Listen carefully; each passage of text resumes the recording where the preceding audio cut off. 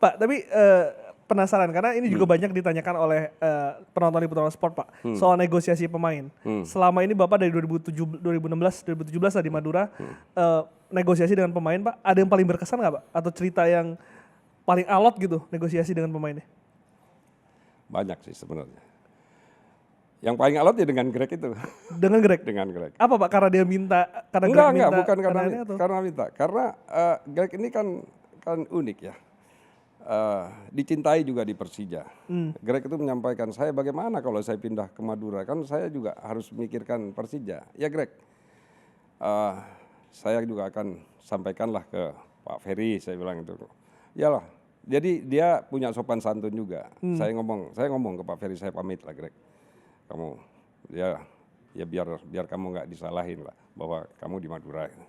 Tidak ada pemain yang datang kemudian pergi marah kepada Madura. Rasanya sih saya nggak ada.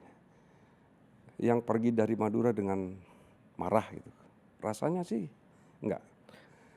Mereka datang tanpa muka, pulang tanpa punggung. Kita baik-baik. Yang memisahkan kita itu bukan karena like and dislike, tapi adalah sebuah profesionalisme yang harus kita hadapi bersama-sama. Mereka paham.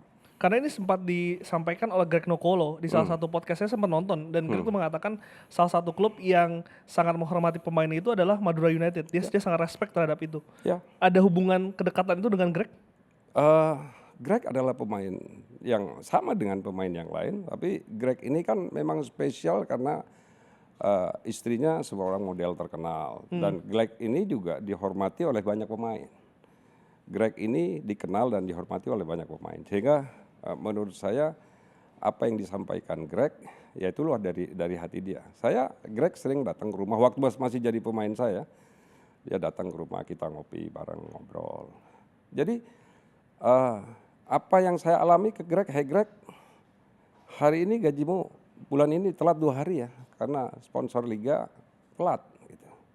Jadi saya sampaikan di pemain itu kalau sudah waktunya gajian, tapi karena dari liga subsidi liga belum cair, saya sampaikan kepada mereka. Ingat, subsidi belum cair hari ini, tapi begitu subsidi cair langsung. Bahkan saya kadang-kadang kita pinjam dulu untuk batasin jangan sampai lewat dari tanggal 10 setiap bulannya. Itu yang saya usahakan karena komitmen pemain ini juga harus dihargai. Dan saya merasa tidak pernah terlambat event sehari di atas tanggal 10 menggaji pemain itu. Karena apapun saya lakukan agar kita sama-sama menghargai kontrak.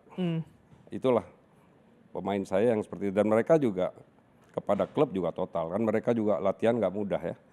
Dan mereka juga punya kewajiban lain. Misalnya mungkin ada cicilan rumah, ada cicilan mobil, jadi kita bikin sebuah hal yang sama-sama menghormati kontrak lah. Jadi apa yang disampaikan Greg ya itulah yang memang terjadi, dan saya memang